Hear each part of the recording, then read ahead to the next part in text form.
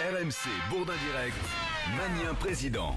Coup de com', coup bas, coup fourré de la campagne. Bernard Cazeneuve remplace Manuel Valls à Matignon. Donc. Passation de pouvoir hier après-midi. Alors attention, avec Bernard Cazeneuve et Manuel Valls, ce ne sont pas deux amis qui étaient côte à côte, mais deux frères. Bernard Cazeneuve avait été un grand ministre de l'Intérieur. Vous êtes un ami, vous êtes un frère. C'est rare en politique. Vous êtes un frère. Je veux vous dire mon profond respect et ma très grande reconnaissance. Et cela porte un nom dans la vie politique et croyez-moi, ça existe, l'amitié. Vous êtes un ami. Vous êtes un frère. Bisous. Un bisou à la fin, c'est vrai. Une belle accolade en tout cas entre les deux frangins. Et c'est donc Bernard Cazeneuve qu'on a entendu et qui va diriger le gouvernement. Bernard Cazeneuve qui a une image assez austère, assez rigide. Et pourtant, Bernard n'est pas le dernier pour la déconne. Il a notamment remporté le prix de l'humour politique en 2012 grâce à cette petite phrase en pleine campagne. L'heure d'été aura surtout un avantage, c'est une heure de moins de Nicolas Sarkozy. Belle punchline signée à l'époque Bernard Cazeneuve qui est aussi capable d'autodérision, par exemple à l'Assemblée, au sujet de sa taille et de celle d'Éric Ciotti. Mais si vous ne voulez pas que je réponde, je m'assois. Vraiment, si ça vous est désagréable que je réponde, je m'assois, ça ne pose aucun problème. Mais moi, quand je suis assis ou debout, j'ai de toutes les façons la même taille.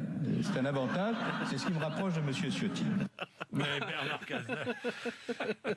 Bernard Cazeneuve est remplacé par Bruno Le Roux au ministère de l'Intérieur. C'est plus que mérité. Bon, parce qu'on peut le dire, si Bruno Le Roux n'a pas ménagé sa peine pour défendre François Hollande. Depuis près de 5 ans, il parcourt les plateaux télé pour nous dire à quel point tout ce que fait François Hollande est parfait. Sur l'affaire Leonarda, je le cite, le président permet de mettre fin dignement à cette affaire. Au sujet du passage en force et du 49.3 sur la loi travail. Le 49.3 est un outil qui peut permettre de favoriser la discussion. C'est bien connu.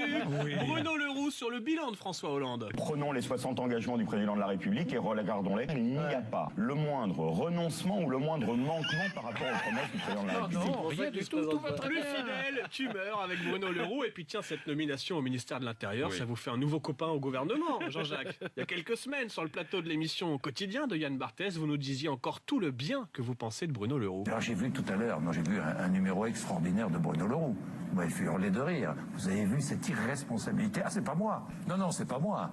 C'est votre faute. Non, c'est la faute des Français si ça va pas. Non, c'est pas moi. Et des médias. La nullité des médias. La nullité de Bruno Le Roux. En espérant qu'il nous regarde. Oui, avec grand plaisir. Avec grand plaisir, il me regardez.